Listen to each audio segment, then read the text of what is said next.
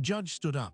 In a packed family courtroom, where every second is scheduled and every movement is measured, Judge Alina Reed rose from her bench, her chair scraping back in the stunned silence. She was looking directly at a confused single father in a borrowed blazer who'd walked into the wrong hearing. "I've been looking for you for 7 years," she said. What happens next bends the very idea of a coincidence into a testament of fate. The father is Leo Vance. He's 32 years old, a carpenter, and he's fighting for custody of his 5-year-old daughter, Sophie. He's out of his depth, out of money, and today he's literally in the wrong place. But 7 years ago, on a different kind of bad day, Leo was in exactly the right place. He just never knew the identity of the boy he pulled from the wreckage or the powerful mother who vowed to find him. That morning, Leo Vance's world was measured in small, desperate things. The last clean spoon for his daughter's cereal, the exact change for the parking meter outside the courthouse, the slightly too big navy blazer borrowed from his neighbor Frank because his own suit had been sold 6 months ago to pay a lawyer's retainer. Sophie, at 5, understood more than she should. She ate her cereal quietly, her small feet swinging under the kitchen table, and asked only once if he would be home before bedtime. He promised he would, a promise that felt thin and breakable in the air between them. The custody hearing was scheduled for 10 a.m. in family court, room 403.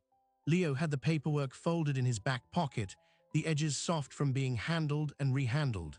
His ex-wife, Amanda, had moved on quickly. She had a new husband, a new house in a better school district, and a lawyer who used words like stability and resources like weapons. Leo had a carpenter's wages, a rented apartment still smelling of fresh paint, and a love for his daughter that was absolute but, in the eyes of the law, somehow abstract. He arrived at the courthouse with 20 minutes to spare, his stomach a tight knot. The building was a monument of gray stone and echoing hallways, a place where lives were dissected with procedural calm. He took a wrong turn, a simple mistake. A sign for courtroom 403 pointed left, but a janitor's cart partially blocked the corridor, so he went right, following a stream of people in business attire toward a set of double doors marked 404. He pushed them open and stepped into the back of a different proceeding entirely. This was not the quiet, closed-door atmosphere of family court. This was a criminal sentencing. The room was packed. A buzz of anticipation hung in the air. A prosecutor was addressing the bench, her voice ringing with finality. And on the bench sat Judge Alina Reed, a woman in her late 40s with dark hair swept into a precise bun, her black robe seeming to absorb the light. Her face was a mask of judicial impartiality, but her eyes were sharp, missing nothing. Leo froze in the aisle, realizing his error. He began to back out, a flush of embarrassment heating his neck. But as he turned, his borrowed blazer gaped open, revealing the white shirt beneath. And on his left forearm, clearly visible as he raised a hand to steady himself against a pew, was a scar. Not a thin line, but a wide, ropey patch of tissue, a keloid knot of pale skin against his tan. A souvenir from shattered auto glass and twisted metal. 7 years earlier, that scar did not exist. Leo was 25, working 2 jobs, saving money for trade school. He was walking home from a late shift at a warehouse on a rainy November night. The road was slick, the streetlights casting long, watery reflections. He heard it before he saw it, the screech of tires losing purchase, the sickening, explosive thud of impact. A sedan, moving too fast for the conditions, had plowed into a boy on a bicycle at an intersection, and then kept going. The taillights vanished into the gloom. Leo was not a hero by nature. He was tired and cold, and the thought flickered through his mind to call 911 and keep walking. But he saw the bicycle, its frame bent into a cruel modern sculpture, and he saw the small form lying motionless in the gutter, one leg twisted at an impossible angle. He ran. The boy was conscious, but just barely. He was maybe 12 or 13, bleeding from a deep gash on his forehead, his breathing wet and ragged. Leo tore off his own shirt, using it to apply pressure to the head wound, talking to the boy in a low, steady voice about nothing in particular, about the stupid video game he'd been playing earlier, about the pizza he was going to order when he got home, anything to keep the boy's fadding attention anchored to the sound of his voice. He didn't move the boy. He just knelt there in the cold rain, applying pressure as the blood soaked through the cotton and warmed his hands. He stayed until the paramedics arrived, giving them a rushed account, and then, as they loaded the boy into the ambulance, he simply walked away, shivering and shirtless, into the night. He never knew the boy's name. He followed the local news for a few days, saw a brief article about a hit-and-run, a juvenile in stable condition. He was relieved, and then life moved on. The cut on his forearm from the broken glass got infected, healing into the pronounced scar he carried now. He never imagined the boy's mother was a prominent county judge. He never knew that Alina Reed, sitting vigil in the ICU, made a silent vow. She vowed to find the stranger who stayed with her son, who kept him from slipping away alone on the asphalt. She used every resource at her disposal, but with no name, no vehicle description, and a city security camera that malfunctioned that night, the trail went cold. The search became a quiet, private obsession, a file folder in her desk that she revisited on the anniversary of the accident, a ghost she couldn't lay to rest. Back in Courtroom 404, Leo's movement caught Judge Reed's eye, a man out of place, looking lost. Her gaze, accustomed to assessing details, flicked over him, the ill-fitting blazer, the anxious posture, and then it landed on his forearm as he turned, on that distinctive, ropey scar. The world seemed to slow. The prosecutor's voice faded into a hum. 7 years collapsed into a single, dizzying second. The scar matched the description her son had given once he was able to speak.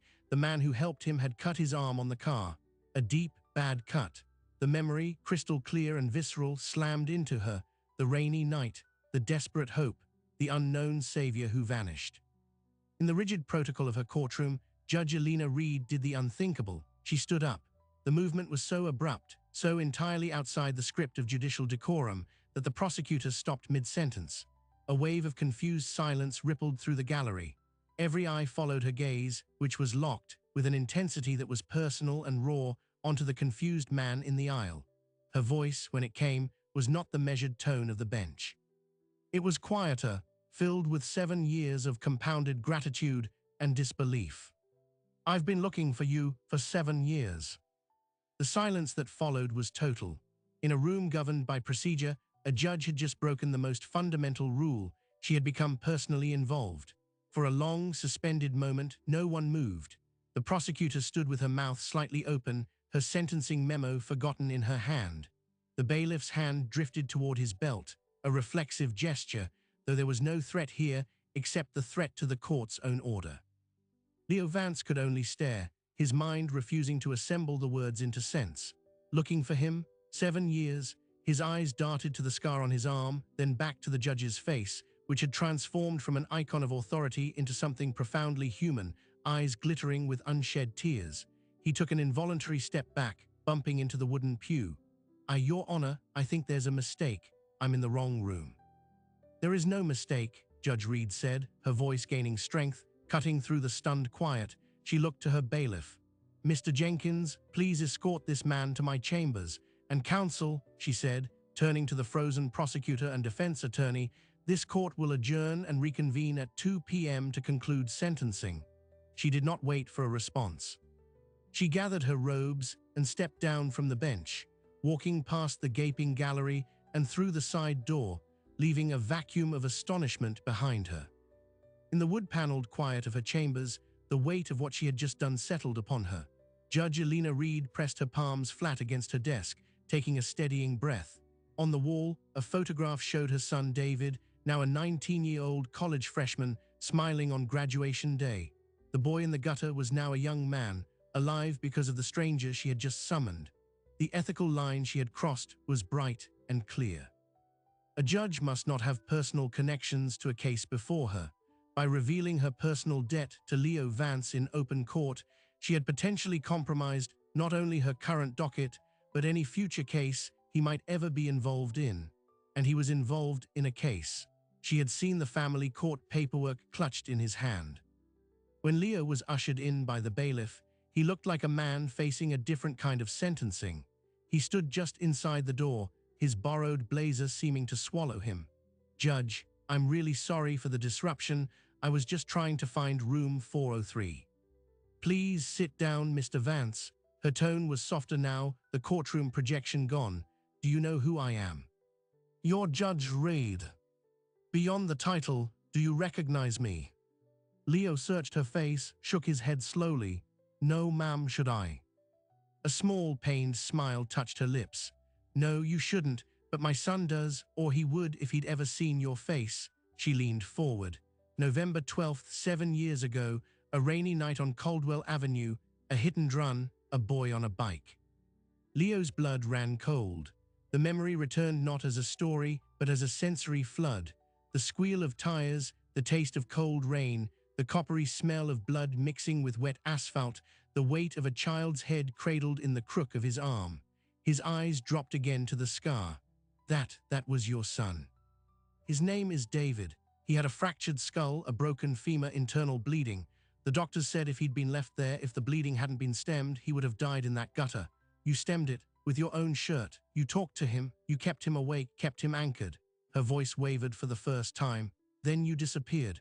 The police report listed you as an unidentified male witness. David remembered a deep cut on your arm from the glass. He remembered your voice. That's all we had. Leo sank into the chair, his legs weak. I waited for the ambulance. Anyone would have. But no one else did, she said with fierce certainty. For 7 years I've had a file. I've checked with the police department every anniversary. I've looked at every photo array of commendations for citizen bravery, hopping I'd see you. I wanted to thank you, I needed to thank you. And now you walk into my courtroom on the worst day of your life by accident. The mention of his current reality was like a dash of cold water. The custody hearing, Sophie, he glanced at the clock on the wall. It was 10:15, he was officially late. A wave of panic, sharper than any confusion, gripped him. My hearing, I'm missing my hearing. Judge Reed's professional composure snapped back into place, but now it was directed a new way. Family court, room 403, Vance versus Vance. It wasn't a question. She had already connected the dots. Who is your attorney? I don't have one anymore. I couldn't afford it. She closed her eyes for a brief moment, a flicker of anguish crossing her features. The man who saved her child was being ground down by a system she administered every day. You understand I cannot preside over your case, she said, each word measured. What I did out there, acknowledging you, creates an appearance of bias so profound it would invalidate any ruling I made. I must recuse myself immediately from any matter involving you. More than that, my entire bench may need to be evaluated for conflict. I don't want any special treatment, Leo said quickly, a defensive pride rising in him. I just want my daughter. I know, she said softly, and because I know that, I cannot be the one to help you get her, but that doesn't mean no one can. She picked up her phone, her mind racing ahead of the conversation. The first thing we do is get you to your correct courtroom. My clerk will explain the delay. Then, we are going to find you a lawyer. I can't pay. Not that kind of lawyer. She dialed a number, her gaze fixed on Leo. A friend, one who owes me a favor considerably smaller than the one I owe you. The call was to Martin Claiborne, a towering figure in family law with a reputation for being both brilliant and brutally expensive. He was also, as it happened, Judge Reed's former law school roommate. 20 minutes later, after a frantic hushed conversation in the judge's chambers, Leo Vance walked into courtroom 403, now 40 minutes late. His ex-wife Amanda's lawyer was mid-argument, painting Leo as unreliable and unstable. The sight of Leo entering, followed closely by the court clerk, who whispered urgently to the presiding judge, brought the proceedings to a halt. The family court judge, a weary-looking man named Judge Miller, listened to the clerk, his eyebrows climbing. He looked from the clerk to Leo, then out to the gallery where the news of the dramatic event in courtroom 404 had already begun to spread via frantic texts. Counsel, Judge Miller intoned, approached the bench. What followed was a legal scramble. Judge Miller, informed of the extraordinary circumstances and the potential conflict issues now shadowing the entire courthouse, had little choice. He granted a continuance, postponing the hearing for 2 weeks. Amanda's lawyer objected strenuously, arguing her client's right to a swift resolution, but Judge Miller was unmoved, given the unusual intersecting circumstances reported to this court. He said carefully, a brief continuance to ensure procedural fairness is warranted. As Leo left the courtroom, a mix of relief and terror washing over him, a man in an impeccably tailored suit fell into step beside him. Martin Claiborne was in his 60s, with silver hair and eyes that missed nothing.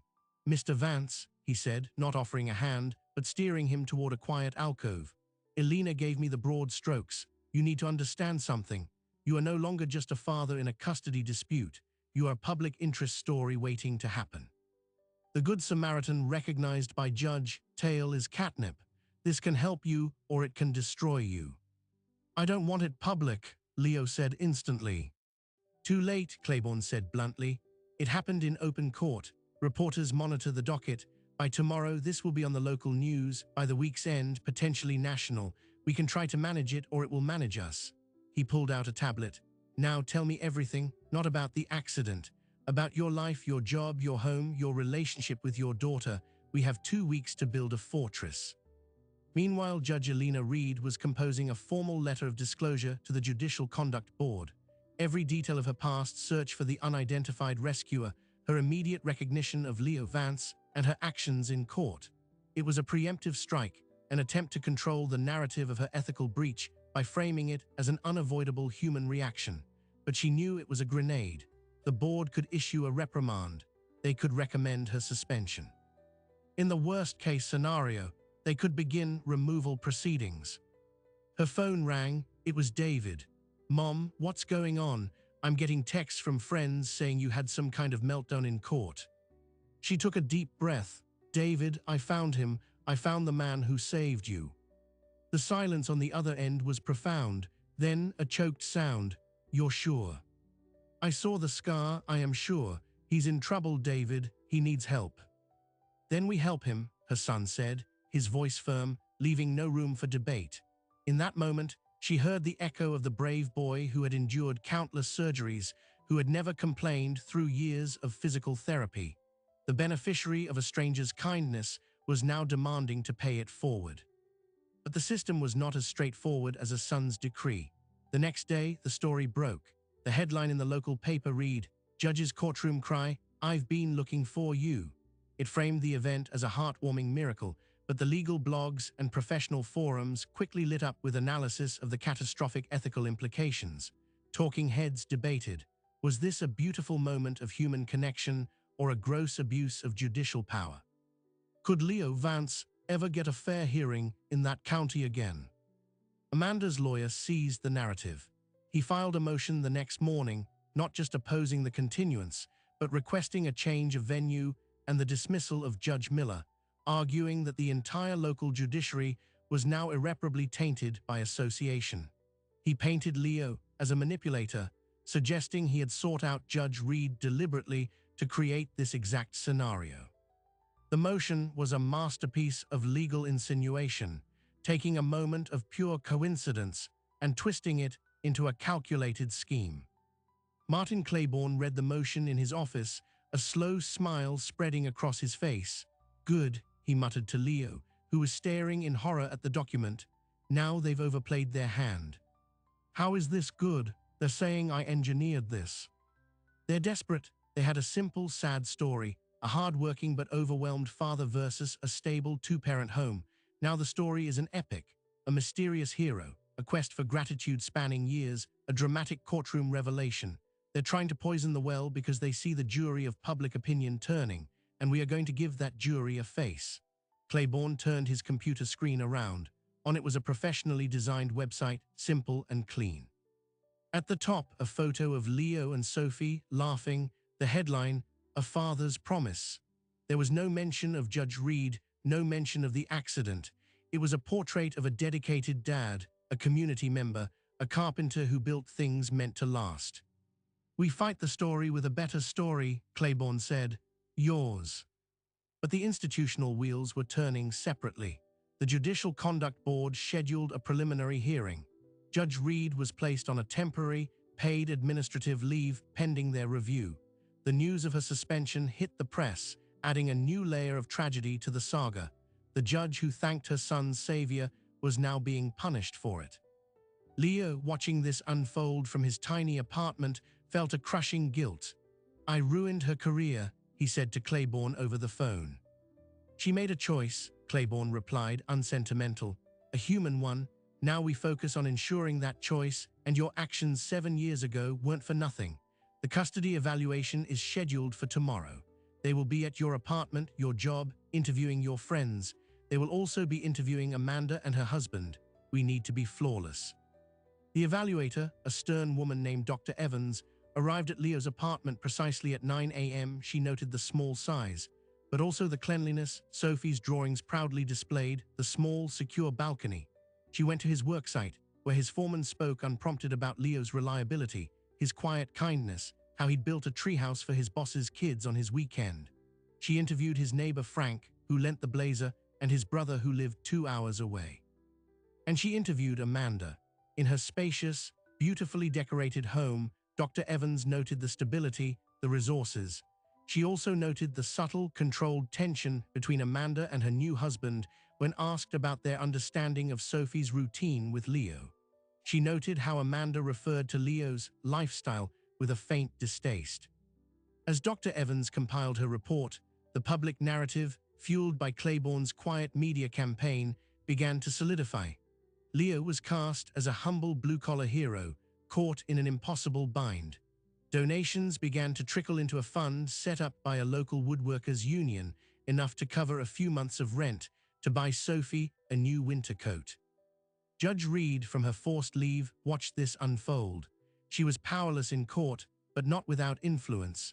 She called in every chit, every bit of social capital she had accrued over 2 decades on the bench, to quietly vouch for Leo's character to anyone who would listen. She was building a fortress for him from the outside, while he built one from within. The day before the rescheduled custody hearing, Martin Claiborne received a call from his private investigator. "You wanted to know about the stability of the marital home in the Vance residence," the investigator said. "I found something. It's not criminal, but it's not stable." He had uncovered a series of recent, highly volatile investments made by Amanda's new husband, investments that had wiped out a significant portion of their savings and had sparked heated arguments, witnessed by a housekeeper who was now willing to testify. The facade of perfect stability had a crack. Claiborne prepared a new motion, not to attack, but to inform. A supplemental disclosure for the court, updating the financial and emotional landscape of the petitioner's home. It was a surgical strike. On the eve of the hearing, Leo sat on Sophie's bed, reading her a story.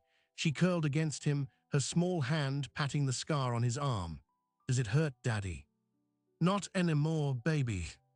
The lady judge is nice. She helped you." "She tried, sweetheart." He kissed her forehead, a fear colder than any November rain settling in his heart. He had been seen, recognized, and thanked, and in the process, he had ignited a firestorm that could burn down every chance he had at keeping the one thing that mattered. The gavel would fall tomorrow in a hearing that was no longer just about parenthood, but about debt, ethics, and the unpredictable cost of a single good deed on a rainy night. The morning of the custody hearing dawned clear and cold, a sharp blue sky that felt like a lie. Leo Vance put on the same borrowed blazer, the wool now smelling faintly of his apartment and his anxiety. He kissed Sophie goodbye, his brother waiting to take her to school, and for a terrifying moment, he couldn't let go of her hand. The entire surreal machinery of the past 2 weeks, the media, the lawyers, the public sympathy, all narrowed to this single point: a courtroom where he would be measured and found either sufficient or lacking. Outside Courtroom 403, a small crowd had gathered, not just the usual legal actors, but local reporters, a camera crew from the affiliate news station, and a handful of curious onlookers drawn by the drama. Martin Claiborne cut through them with the impervious energy of a battleship, guiding Leo past microphones and shouted questions. "Eyes forward, don't speak. This is a courtroom, not a press conference." Inside, the atmosphere was thick with anticipation. Amanda and her lawyer were already seated at their table, their postures rigid. Judge Miller entered, and the room rose. His expression was unreadable, a professional mask worn thin by the extraordinary scrutiny this case had attracted. He began by addressing the media presence, denying a motion to allow cameras in the gallery, but acknowledging the public interest. Then, he turned to the matter at hand. Amanda's lawyer, a man named Carter Greer, stood for his opening statement. He had recalibrated. Gone was the overt accusation of manipulation. Instead, he painted a picture of profound disruption. "This case," he began, is no longer simply about the best interests of a child. It has been hijacked by a narrative. A compelling, heartwarming narrative, to be sure, but a narrative nonetheless. My client seeks only stability for her daughter. The stability that has been utterly shattered by a media circus, by the involvement of a member of the judiciary in a personal crusade, and by the unavoidable truth that Mr. Vance, through no fault of his own perhaps, is now a public figure. Can a child have a normal, private, stable life in that glare? The evidence will say no. It was a clever pivot. He was using Leo's sudden fame as a weapon against him. Claiborne stood, his own opening a model of subdued force. This case is about one thing, a father's love and capability. The narrative my colleague fears is simply the truth. My client acted with selfless courage 7 years ago. He seeks no reward for that. He seeks only to continue being the devoted, present, and capable father he has always been. The sudden attention is a circumstance, not a character flaw. To punish him for an act of heroism and for the coincidence that brought it to light would be a profound perversion of justice. The first witness was the court-appointed evaluator, Dr. Evans. Greer walked her through her findings at Amanda's home, the spaciousness, the excellent schools, the financial resources before the recent investments. He deftly addressed the husband's financial missteps, framing them as a temporary, corrected family matter, a lesson learned. Then he asked the central question. In your professional opinion, Dr. Evans, has the extraordinary publicity surrounding Mr. Vance and the judicial incident created an environment of instability and unpredictability for the child? Dr. Evans chose her words with care. The child is aware of tension. She has mentioned people taking her father's picture. She finds it confusing. In terms of her direct care, Mr. Vance's home remains adequate, and his bond with his daughter is strong and authentic. The instability is external, but it is a significant factor in her current ecosystem. On cross-examination, Claiborne took a different tack. He focused not on the publicity, but on the character it revealed. Dr. Evans, in all your interviews with teachers, neighbors, and employers, did you hear a single account of Mr. Vance being dishonest, violent, neglectful, or unstable in his personal conduct? No, I did not.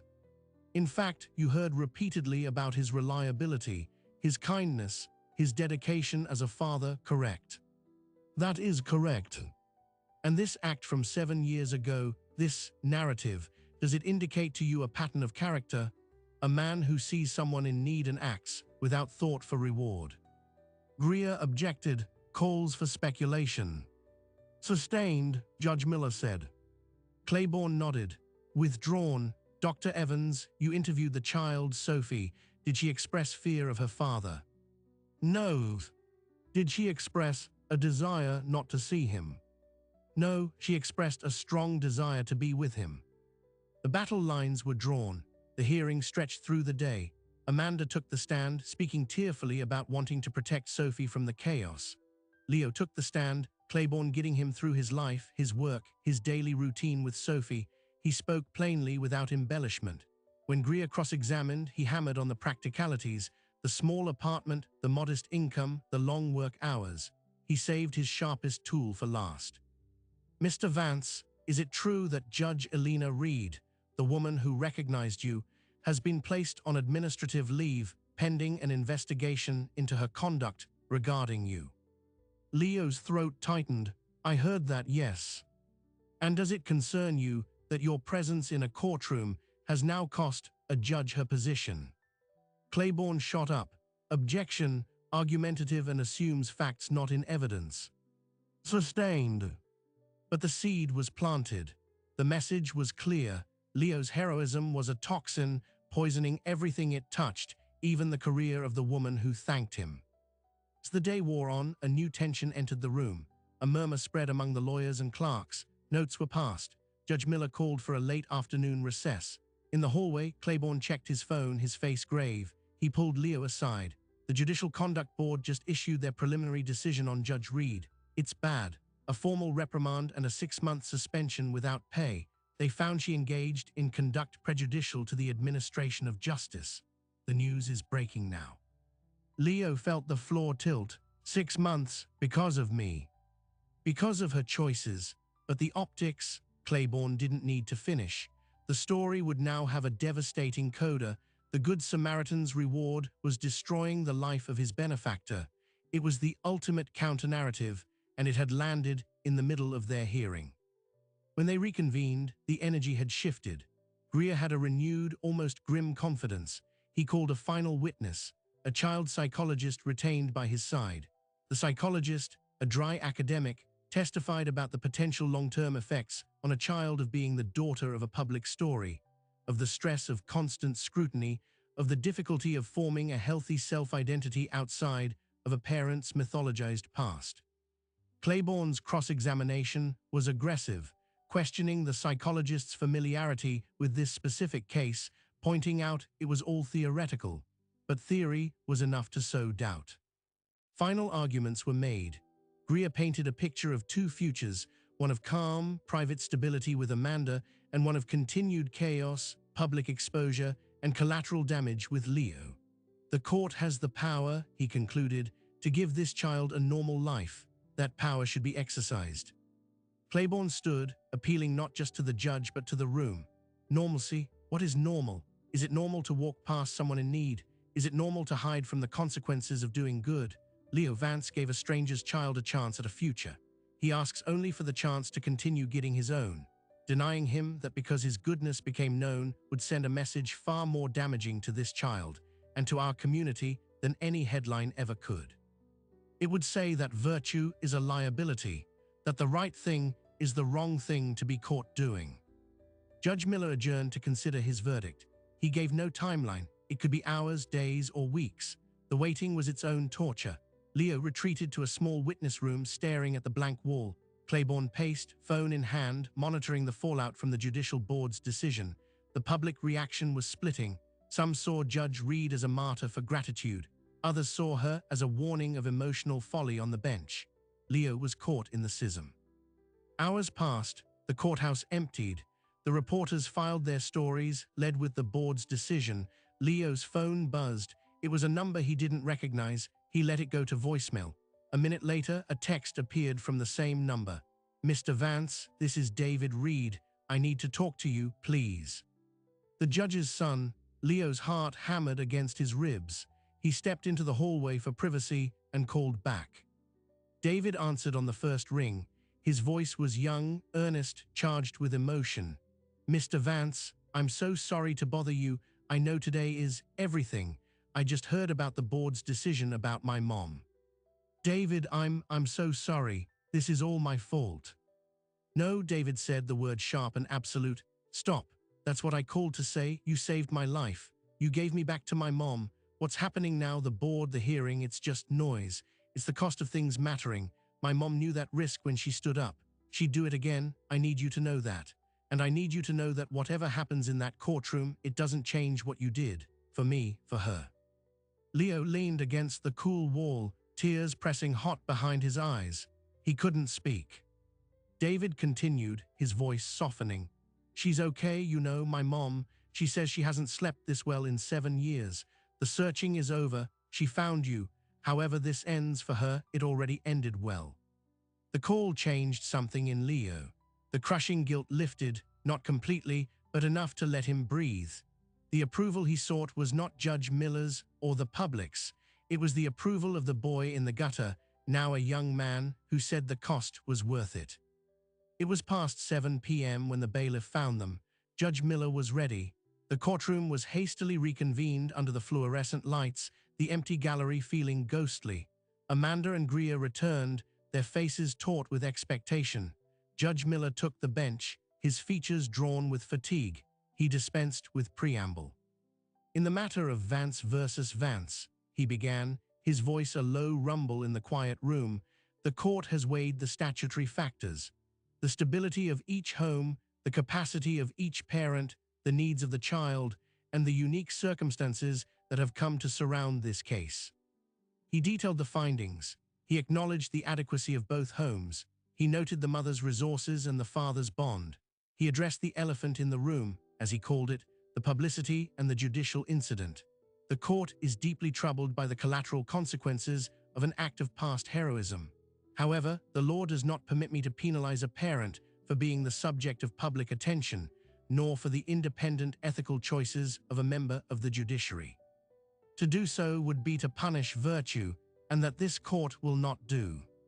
Leo felt a surge of impossible hope, but Judge Miller wasn't finished. Yet the child's need for stability and normalcy is paramount. The current situation, with its media scrutiny and legal notoriety, does not provide that. Therefore, the court finds that joint physical custody, as previously informally practiced, is no longer in the child's best interest at this time. The words were a physical blow. Leo's hope shattered. Greer allowed himself a small, tight smile. Judge Miller looked directly at Leo. The court awards primary physical custody to the mother, Amanda Vance. The father, Leo Vance, is awarded substantial and specific visitation every weekend, from school dismissal Friday to school drop-off Monday, 2 weeks in the summer, alternating holidays. This schedule is designed to provide the child with consistent, predictable, and private time with her father, away from the public spotlight that currently follows him. Legal decision-making authority will be shared. It was not a loss, but it was not the victory he needed. He had gone from seeing his daughter daily to seeing her 2 days a week. He was a weekend father. The gavel fell. The hearing was over. Amanda wept with relief. Greer shook her hand. They left quickly, avoiding Leo's gaze. Leo sat numb as Claiborne packed his briefcase, offering words about it being a good foundation to build on, about appealing, about the schedule being more than many fathers get.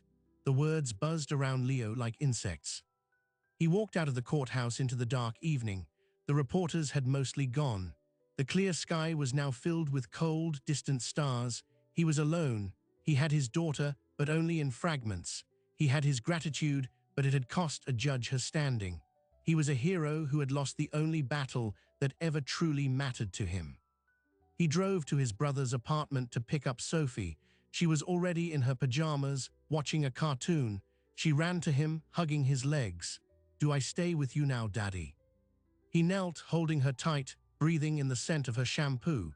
"You're with me this weekend, baby, starting tomorrow." She pulled back, her little face confused. "But where do I sleep tomorrow?" "At home, sweetie, at our home, just like always on weekends." The confusion remained. The new reality, the calendar of loss, was too big for her to hold. It would be his job every week to help her carry it. He took her home, put her to bed in her room that would now be empty most nights, and sat in the dark living room, the silence of the apartment a roaring, hollow thing. The next morning, his phone rang. It was Martin Claiborne. "Leo, there's been a development. You need to come to my office, and you might want to bring Sophie." The development was not legal. It was a letter delivered by courier to Martin Claiborne's office. It bore the letterhead of a prominent construction firm based 3 states over. Claiborne slid it across his desk to Leo, who held Sophie on his lap, still in her pajamas. "Read it," Claiborne said, a strange, almost amused light in his eyes. The letter was from the CEO. He had followed the story. He was, he wrote, a man who believed in 2 things, craftsmanship and character. He'd seen both in the media coverage of Leo Vance. His firm was launching a new sustainable housing division, focusing on skilled artisanal carpentry and mentorship. They were offering Leo a position, not as a laborer, as a lead carpenter and site foreman. The salary was triple what he made now. It included full benefits. And it was located in a quiet town 200 miles away, a place with no media scrutiny, excellent schools, and a lower cost of living. "They want me to move?" Leo asked, his voice hollow. "They want to invest in you," Claiborne corrected. "The publicity that hurt you in family court made you visible to people who value what you represent. This is an exit strategy, a fresh start, on your terms." Leo looked down at Sophie, who was tracing the pattern on his scarf. A fresh start. Away from the courthouse, the reporters, the shadow of the entire ordeal, away from the weekend father schedule, but also away from his brother, his friends, the life he'd built. And then a darker thought: if he moved, Amanda would never allow it. He'd be taken to court for attempting to relocate the child. The offer, while life-changing, seemed like a cruel joke. "I can't take it," Leo said. "I can't leave Sophie." "Who said anything about leaving her?" Claiborne leaned back. The offer includes a relocation package for your family.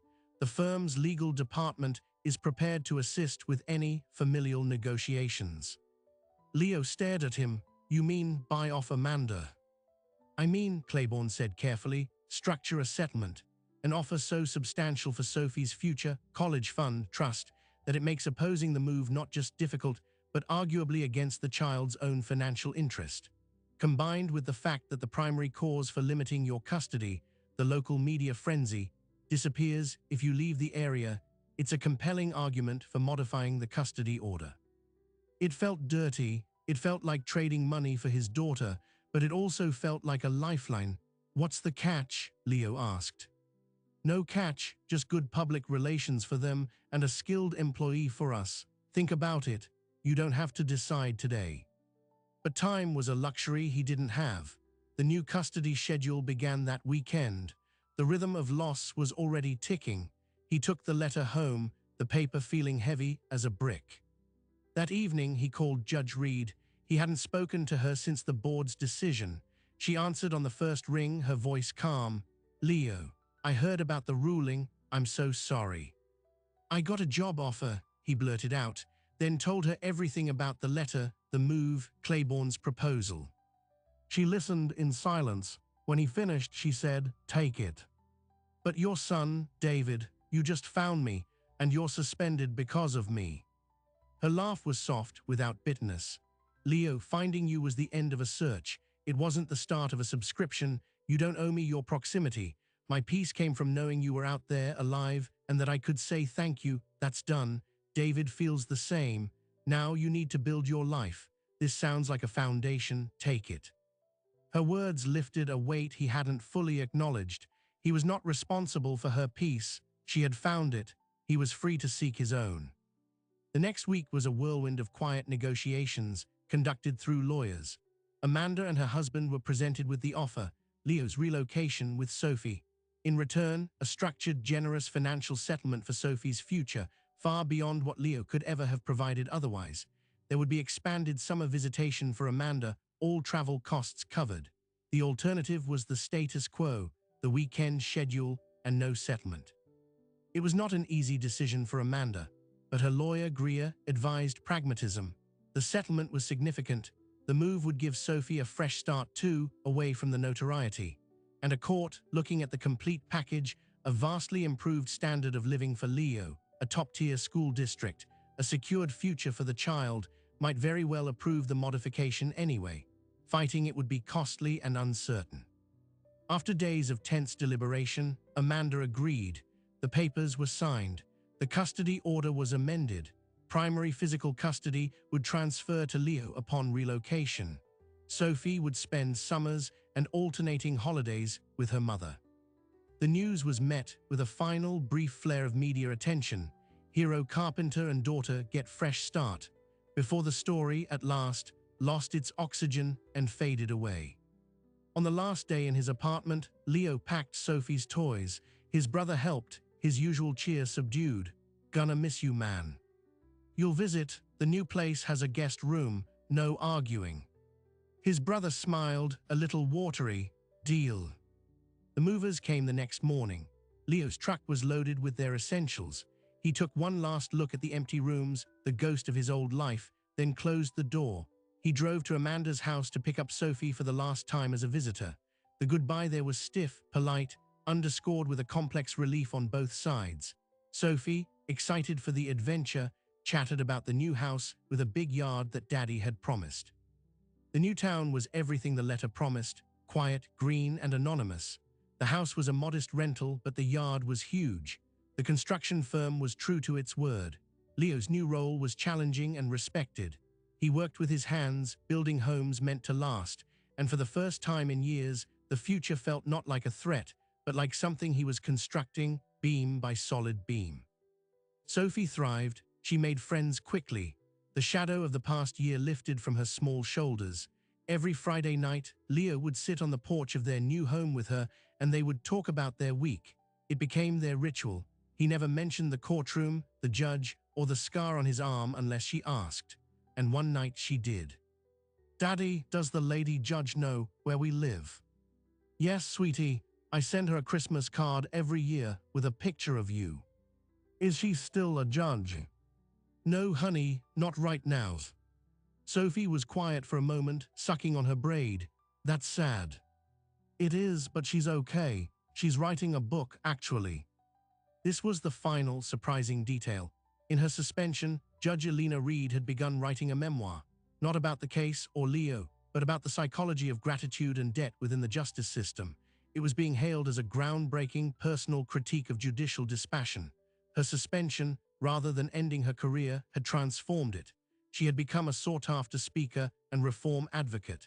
The very thing that seemed like an ending had become a new beginning.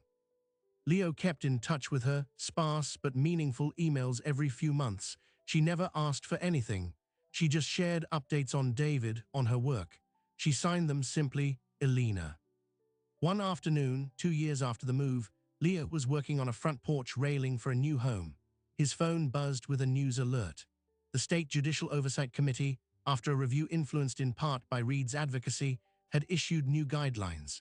They recognized that judges are human and that extraordinary, personal coincidences occurring in open court could be acknowledged without automatic ethical censure, provided proper recusal and disclosure followed. The guidelines were nicknamed the Reed Protocols in legal circles. Her suspension was over. She could return to the bench if she wished. Leo put down his hammer, sat on the unfinished porch steps, and read the article twice. He felt a profound, quiet closure. The system had bent, nearly broken, and then reformed itself around the human truth of what had happened. It had learned. That weekend, he took Sophie fishing at a lake near their new home. She was 7 now, all long limbs and fierce concentration as she held her kiddie fishing rod. The sun was warm on their backs. "Daddy," she said, eyes on her bobber, "remember when we lived in the old apartment and you wore that big blue coat to court?" "I remember. I like it here better." "Me too, baby." She leaned against him, her head on his arm, right over the scar. He put his arm around her, holding her close. The water lapped gently at the shore. The line between past and present, between loss and gain, between a random act of kindness and a rebuilt life, blurred in the sunlight, and became simply the line of their two figures sitting on a dock, waiting for a bite, with all the time in the world ahead of them. The story that began with a judge standing up in a startled courtroom ended here, with a man sitting down by the water, his daughter beside him, the long silence after the storm, finally comfortable, finally theirs. We tell ourselves that life is a series of choices, deliberate paths taken. But what about the accidents, the wrong turns that lead to the right rooms, the stories that hinge not on grand design, but on a single, unthinking moment of human decency that echoes for years, waiting for its reckoning? Leo Vance's story is a blueprint of such an echo. A man makes a split-second decision in the rain to stop.